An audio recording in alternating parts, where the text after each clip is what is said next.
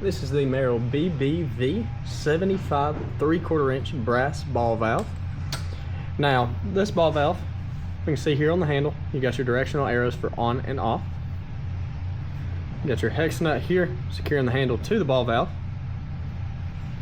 And then on each side, you've got that 3/4 internal or female thread.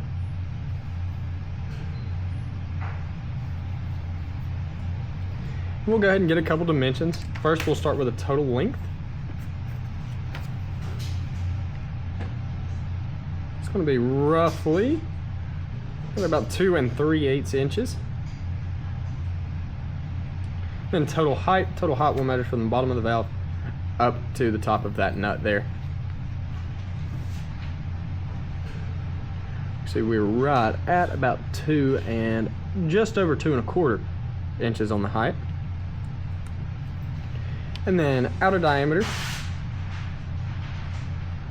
will be right at about 1 1/8 inches, with an inner diameter at the threads being right at about 1 inch. And then same thing on this side. We're about 1 1/8 inches with an inner right at 1 inch. And while you can see that opening, this ball valve, how it'll work, you can see this kind of lock right here that prevents the handle from turning that way. If you turn that handle just like that, you'll see that ball open, which is of course turning that ball valve on, allowing the water to pass through. And once again, this is the Merrill BBV75 3/4 inch brass ball valve.